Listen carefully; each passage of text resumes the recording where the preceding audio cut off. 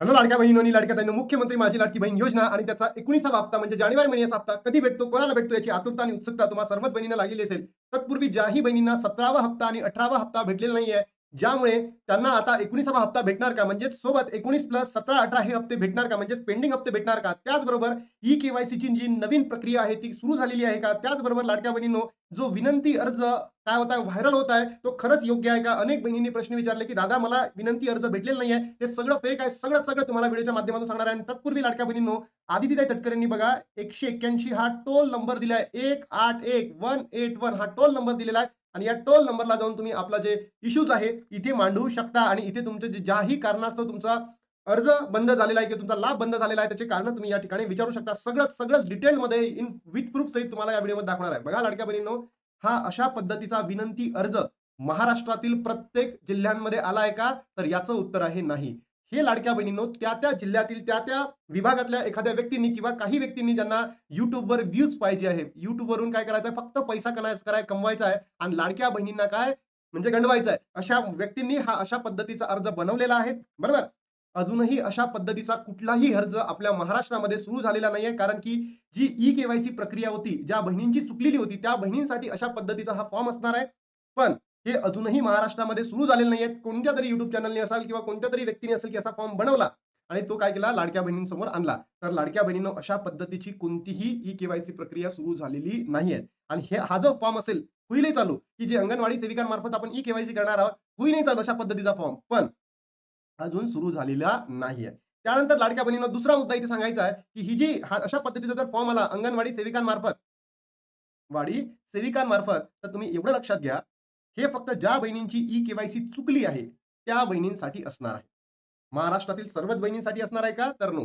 ज्या बहिणींची ई-केवायसी चुकलेली आहे त्यांच्यासाठी असणार आहे. म्हणजे त्यांनी होयच्या जागी नाही, नाहीच्या जागी होय किंवा जे ऑप्शन्स निवडताना चुका केल्या आहेत, त्या बहिणींसाठी असणार आहे. मग ज्या बहिणींची ई-केवायसी झालेली नाहीये, अशा बहिणींसाठी काय? अशा बहिणीसाठी आदिती तटकरे मॅमनी लवकरात लवकर काय करायला पाहिजे लाडक्या बहिणींनो, की अ, जे ई-केवायसी पोर्टल आहे पुन्हा सुरू करायला पाहिजे आणि त्याच्या माध्यमातून लाडक्या बहिणीचा लाभ सुरळीत पुढे सुरू ठेवायला पाहिजे. आणि तुम्ही जर बघितलं असेल, आपण इतके आंदोलन केले महाराष्ट्रामध्ये लाडक्या बहिणींनो, जर तुम्ही बघितलं असेल, काल माझा व्हिडिओ आला नाही. तर काल मी नागपूर जिल्ह्यामध्ये होतो. नागपूर जिल्ह्यामध्ये आम्ही आंदोलन करत होतो. बरोबर? नागपूर जिल्ह्यामध्ये आम्ही आंदोलन करत होतो आणि त्याच्या माध्यमातून काल माझा व्हिडिओ येऊ शकला नाही. बरोबर? आणि हे सगळं लाडक्या बहिणींनो तुमच्यासाठी केलं जात आहे, फक्त तुमच्यासाठी. आणि त्याच्याच माध्यमातून जर तुम्ही बघितलं असेल, 23 जानेवारीला आदितीताई तटकरे यांनी स्वतःच्या Facebook हँडलला काय द्यायला त्याला पोस्ट टाकायला सुरुवात केली आहे. जर तुम्ही बघितलं शेवटच्या 4 दिवसांमध्ये 2 पोस्ट आलेले आहेत. अंगणवाडी सेविकांमार्फत ही केवायची जी प्रक्रिया चुकली आहे, त्याची पडताळणी होणार आहे आणि दुसरी ही या पद्धतीची काय आली लाडक्या बहिणींनो पोस्ट आलेली आहे. म्हणजे मी सादर केलेला आर-टी-आय आणि आपण केलेलं आंदोलन याच्या माध्यमातून आपल्याला यश मिळताना दिसत आहे. पण जोपर्यंत आपला लाभ मिळणार नाही किंवा सुरळीत चालू होणार नाही, तोपर्यंत आपल्याला आंदोलन आणि आर-टी-आय हे सरकारला प्रश्न विचारण्यासाठी योग्य माध्यम आहे, हे आपण करणं गरजेचं आहे. अन्यथा लाडक्या बहिणींनो, आपला लाभ बंद होऊ शकतो. मुख्यमंत्री माझी लाडकी बहीण योजना, लाभार्थ्यांच्या सुविधेसाठी विशेष हेल्पलाईन नंबर. मुख्यमंत्री माझी लाडकी बहीण योजनेची ई-केवायसी प्रक्रिया करत असताना काही कारणास्तव चुकीचा पर्याय निवडला. बघा इथे दिलाय. चुकीचा पर्याय निवडल्याने लाभ स्थगित झाल्याच्या काही तक्रारी विभागास प्राप्त झालेल्या आहेत. मग आतापर्यंत झोपलं होतं काय सरकार? बोगस आहे, ढोंगी सरकार आहे, नालायक सरकार आहे. आतापर्यंत झोपलं होतं का? आपण तर पहिले सांगितलं होतं, की प्रश्न चुकीचा आहे. मग तेव्हाच त्यांनी का नाही केलं? हाही सर्वात मोठा प्रश्न आहे लाडक्या बहिणींनो, सर्वात मोठा प्रश्न आहे. या व योजनेशी संबंधित इतर तक्रारीचे शंकांचे फोन कॉलवर निवारण करण्यासाठी 181 हा नंबर जारी केलेला आहे. याबाबत संबंधित कॉल ऑपरेटर्सना योग्य ते प्रशिक्षण देण्यात आले आहे. योजनेशी संबंधित सर्व तक्रारींच्या शंकांचे निरसन 181 या हेल्पलाईन नंबरवरून करण्यात येणार आहे. आता हे जे जे तुम्हाला आता कॉल करतील, तुम्ही कॉल कराल आणि तिकडनं बोलेल, तर लाडक्या बहिणींनो, ते सगळे लोकं सरकारकडून ट्रेन झालेले आहेत. सरकारकडून ट्रेन झालेले आहेत. तुम्हाला ते फोनवर एंटरटेन करतील ते सुद्धा माहिती नाहीये. म्हणून आपल्याला आंदोलन पुन्हा सुरू करावं लागेल. आंदोलन पुन्हा सुरू करावं लागेल आणि आर-टी-आयचं अजूनही उत्तर आलेलं नाहीये. जर आलं नाही तर मी पुन्हा लाडक्या बहिणींनो आंदोलन म्हणजे आर-टी-आयला टाकणार आहे आणि मला कमेंट बॉक्समध्ये सांगा तुमच्यापैकी कोणत्या बहिणी पुण्यामध्ये राहतात, कारण की मी सध्या आज पुण्यामध्ये आलेलो आहे. आपण पुण्यामध्ये सुद्धा आंदोलन करू शकतो. तुम्ही स्वतःचं नाव आणि स्वतःचा जिल्हा एका कमेंट बॉक्समध्ये टाका आणि लाडक्या बहिणींनो, महाराष्ट्रातील तमाम बहिणींपर्यंत या व्हिडिओला पोहोचवा. कारण जर आपण असं केलं नाही तर सरकार आपला लाभ बंद करणार आहे. सर्व लाडक्या बहिणींनी आवश्यकता भरल्यास या सुविधांचा लाभ घ्यावा.